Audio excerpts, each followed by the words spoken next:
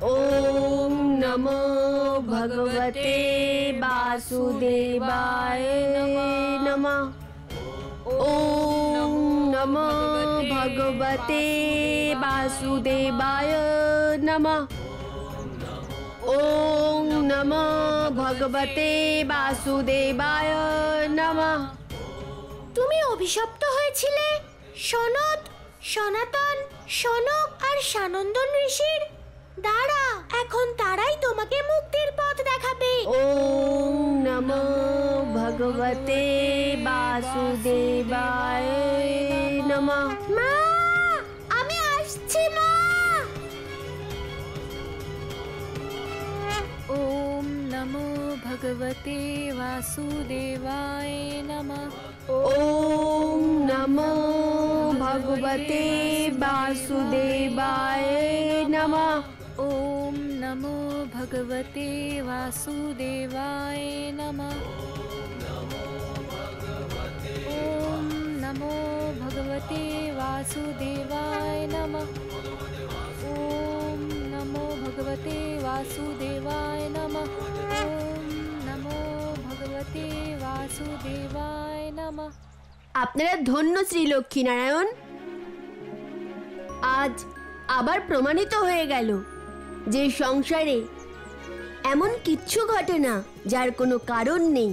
ओम नमो भगवते কিছুকাল আগে নীলাঞ্চল পর্বতে এসে তপস্যা করতে আপনি কেন বলেছিলেন এখন সেটা বুঝতে পারছি। ओम भगवते এখানে যদি না আসতাম তবে দেবী কলাবতী আমাদের অভিশাপ থেকে মুক্তি পেতেন না। ওনার উদ্ধার কিছুতেই সম্ভব হতো না। আপনার মহিমা অপার হে প্রভু। আপনার কৃপাতেই আজ কলাবতীর মুক্তির শুভদিন এসে গেছে প্রভু। ओम नमो भगवते वासुदेवाय नमः।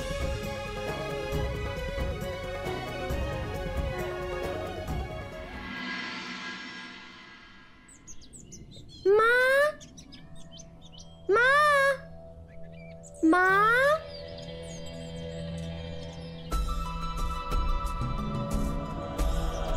মা,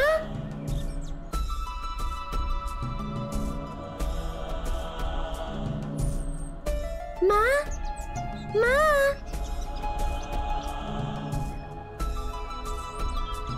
তুমি ঠিক আছো তো মা? বলো না মা, একবার চোখ খোলো না মা।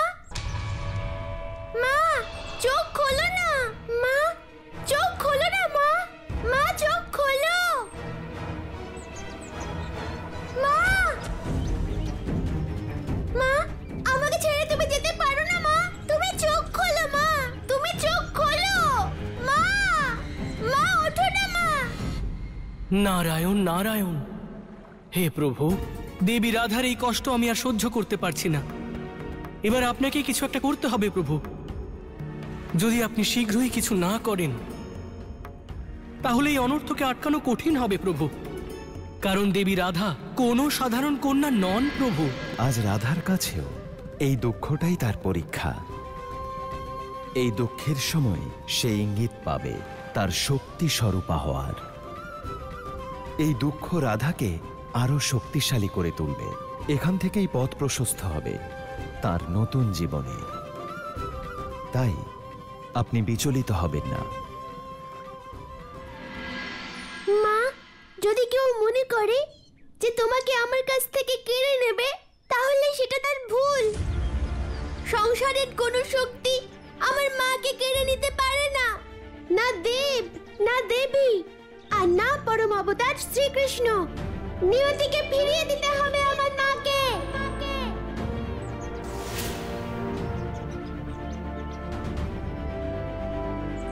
হে যমদেব, হে সমগ্র সংসার, হে ব্রহ্মাণ্ড, হে সম্পূর্ণ সৃষ্টির সঞ্চালকগণ, ব্রহ্মা বিষ্ণু মহেশ্বর, যিনি আমার মায়ের প্রাণ হরণ করেছেন, আমার অনুরোধ মায়ের প্রাণ ফিরিয়ে দিন, নয়তো এই সংসারে মহা বিনাশ ঘটবে। আর তার জন্য দায়ী থাকবেন আপনারা সবাই। কারণ যে সংসারে আমার মা নেই, মায়ের মমতা নেই, সেই সংসারের অস্তিত্বেরও কোনো অর্থ নেই। কেউ আমার প্রশ্ন প্রশ্নের উত্তর কেন দিচ্ছেন না? এর অর্থ সবাই বিনাশ চাইছেন এই সংসারের, তাহলে বিনাশই হবে।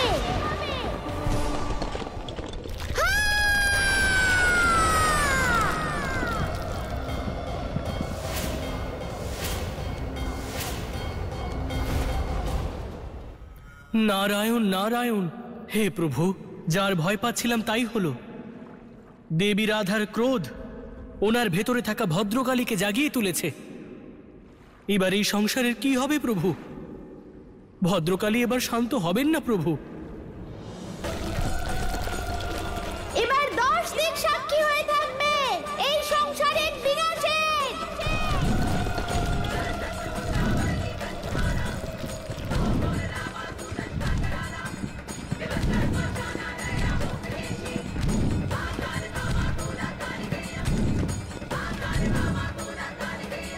দেবতাগণ, আমাদের এই বিনাশ আটকাতে হবে।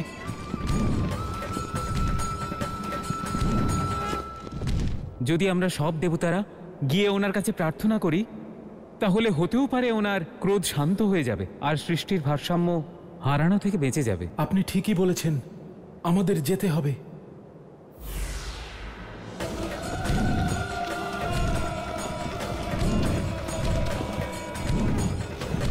মাতা মাতা মাতা মাতা, আমরা দেবতারা আপনার কাছে প্রার্থনা জানাতে এসেছি যে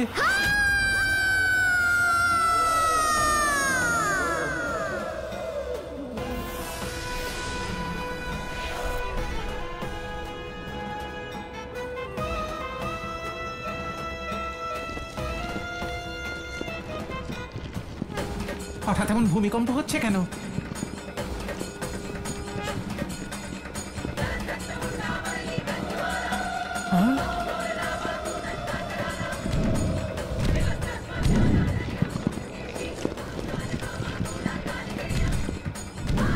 আমাদের এক্ষুনি এখান থেকে চলে যাওয়া উচিত, নয়তো সকলের বিনাশ ঘটবে। পালাও পালাও পালাও, বাঁচাও বাঁচাও।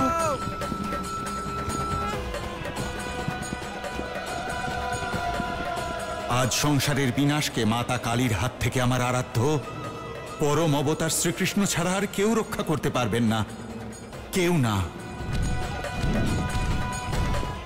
দাঁড়ান ভদ্রকালী।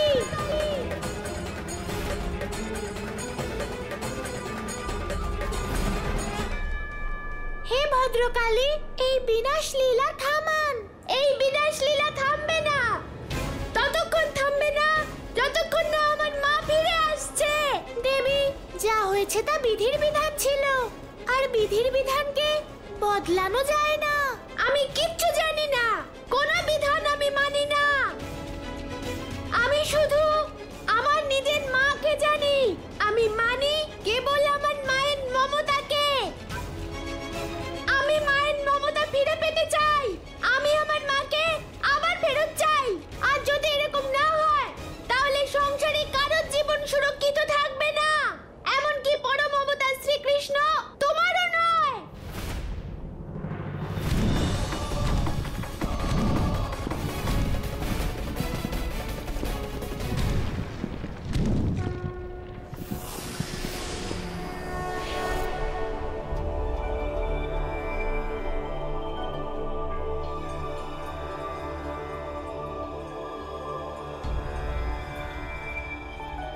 হে দেবী ভদ্রকালী, হে জগৎ জননী, শান্ত হন। এই বিনাশকে আটকান। আপনার শক্তির এমন অপব্যবহার করবেন না দেবী, কারণ আপনি এই রূপ অধর্মের বিনাশ, শান্তি আর ধর্ম স্থাপনের জন্য ধারণ করেছেন। যে জননী সদা সংসারকে রক্ষা করতে আবির্ভূত হয়েছেন, তিনি আজ সংসারের সংহারক রূপ কি করে ধারণ করলেন? আপনার কাছে অনুরোধ যে আপনি নিজের সর্ববিনাশী ক্রোধ ত্যাগ করুন জগৎ জননী। দেবী, আপনি তো সংসারের কল্যাণের জন্য রক্তবীজ, মহিষাসুর, শুম্ভ আর নিশুম্ভের মতো অসুরদের বধ করেছেন। আজ সেই মা ব্যক্তিগত আবেগের বশে সংসারের বিনাশের পণ করেছেন, আর এই পণ আমি রক্ষা করবই।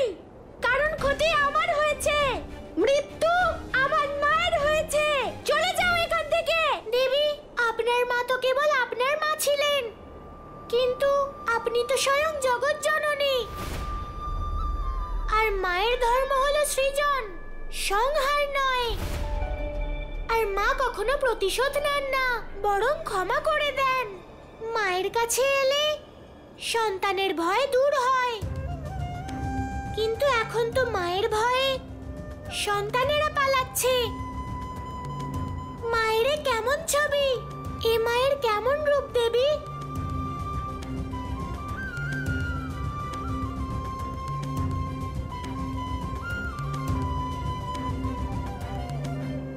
ওম মঙ্গলা কালী, ওম ভদ্র কালী।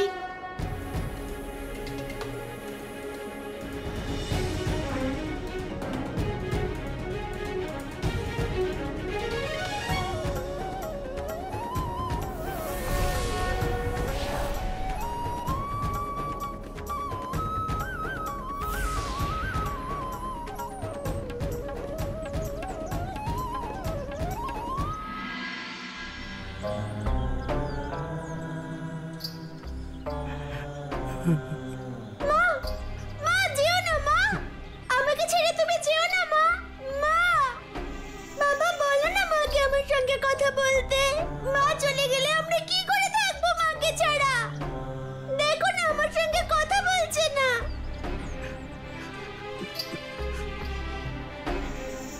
বাবা বলো না মাকে কথা বলতে। তোমার মা আর কোনোদিন কথা বলবে না রাধা। ও আমাদেরকে ছেড়ে অনেক দূরে চলে গেছে।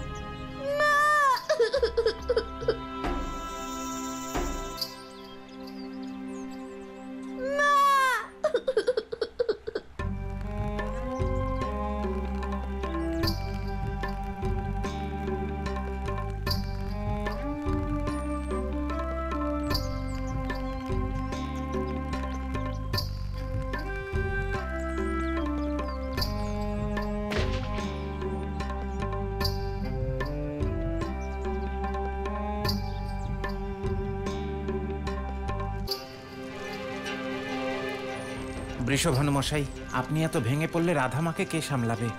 শান্ত হন আপনি। নিন, মুখাগ্নি করুন।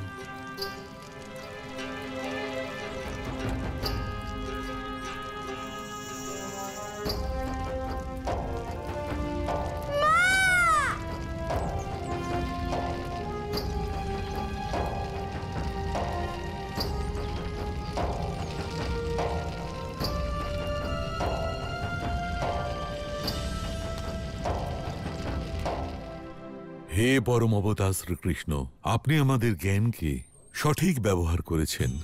আপনি প্রমাণ করে দিয়েছেন যে আপনি সাংসারিক মোহমায়া থেকে মুক্ত হয়েছেন। প্রভু, আপনি আপনার কর্মের মাধ্যমে গুরু শিষ্য পরম্পরাকে শিখরে পৌঁছে দিয়েছেন।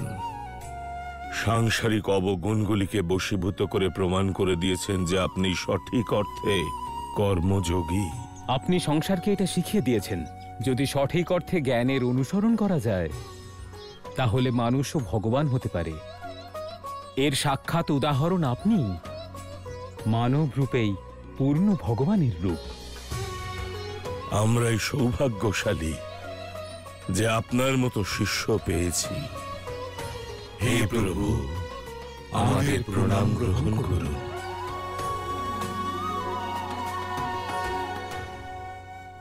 সৌভাগ্য তো আমার যে আপনাদের মতো তিনজন যোগ্য গুরুর সান্নিধ্য পেয়েছি, যারা আমার মতো কাঁচা মাটিকে নিজেদের জ্ঞানের চাকে রেখে আকার দিয়েছেন আর যোগ্য করে তুলেছেন।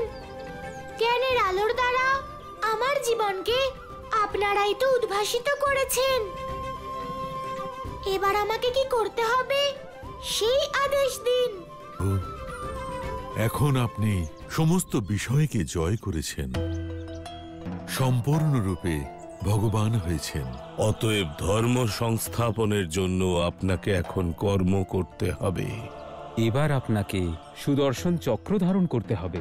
তার জন্য আমাকে কি করতে হবে? কোন পথে আমাকে অগ্রসর হতে হবে গুরুদেব? প্রভু, আপনি স্বয়ং ত্রিকালদর্শী এবং সর্বজ্ঞ। আমাদের আপনাকে পথ দেখানোর কোনো প্রয়োজন নেই। প্রভু, পথ খোঁজা আর পথ দেখানোর ক্ষমতা আপনার নিজেরই আছে। প্রয়োজন হচ্ছে ওই ক্ষমতাকে জাগ্রত করার। আর তার জন্য প্রয়োজন সাধনার, ধ্যানের, যা আপনি গোমান্তক পর্বতে গিয়ে খুব সহজেই কোনো বাধা বিপত্তি ছাড়াই করতে পারেন। যথা আজ্ঞা গুরুদেবগণ।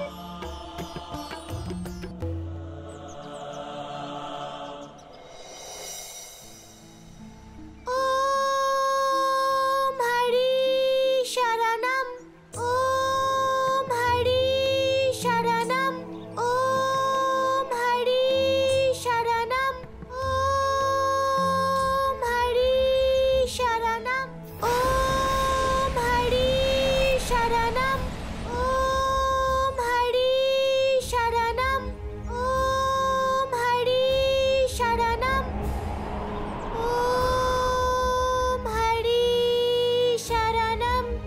নারায়ণ নারায়ণ। প্রভু, কানাইয়ের সাধনা একেবারে অন্তিম পর্যায়ে পৌঁছে গেছে। প্রভু, আমরা কবে দেখতে পাব তার ওই দৈব রূপ, যে কারণে উনি সাধনায় মগ্ন, আর উনি এই সংসারে অবতার রূপে এসেছেন। প্রভু, বিলম্ব হলো অসন্তোষের কারণ। না দেবর্ষি, দেরি করে পাওয়া ফল সর্বদা সুখের আর মধুর হয়। অর্থাৎ সেই সময় অত্যন্ত নিকটে এসেছে যখন কানাই সুদর্শন চক্র ধারণ করে সংসারের সম্মুখে পরম অবতার শ্রীকৃষ্ণ রূপে অবতীর্ণ হবেন। নারায়ণ নারায়ণ। কিন্তু প্রভু, তার কাছে এই সুদর্শন চক্র কিভাবে পৌঁছবে? দেবর্ষি, শ্রীকৃষ্ণকে এই সুদর্শন চক্র আমারই অবতার ভগবান পরশুরাম ধারণ করাবেন।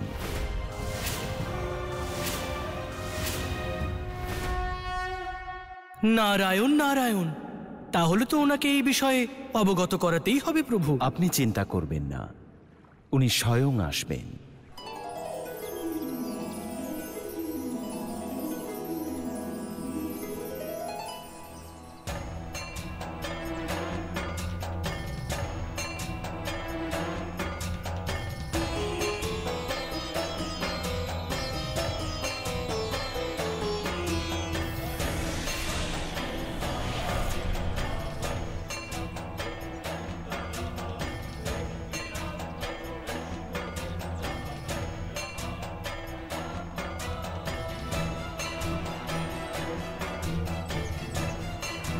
ওম হরি শরণম, ওম হরি শরণম, ওম হরি শরণম, ওম হরি শরণম। প্রণাম শ্রীহরি।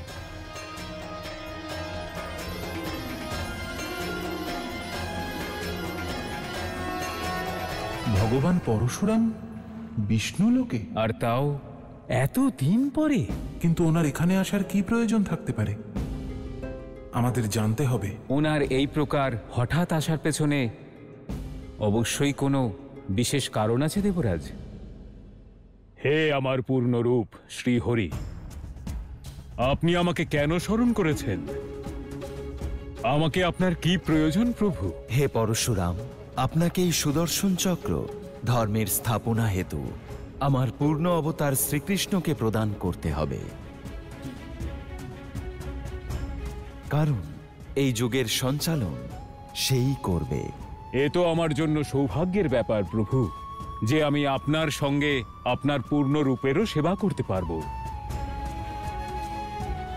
আমাকে অনুমতি দিন প্রভু।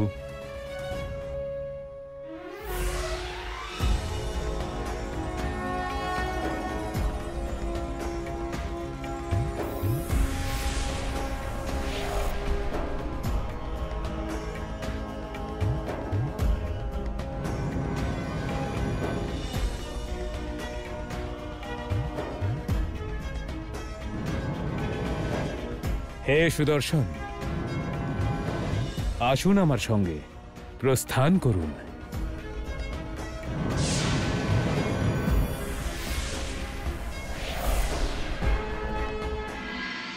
ওম হরি শরণম, ওম হরি শরণম, ওম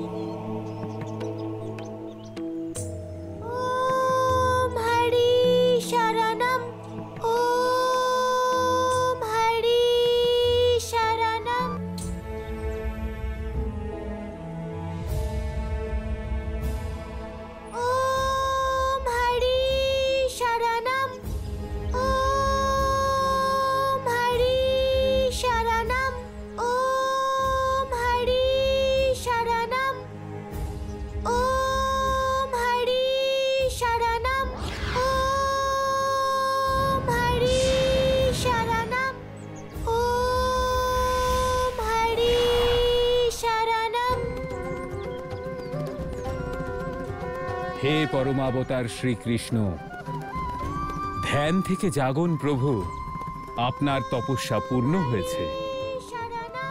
আর এই সুদর্শন চক্র ধারণ করুন।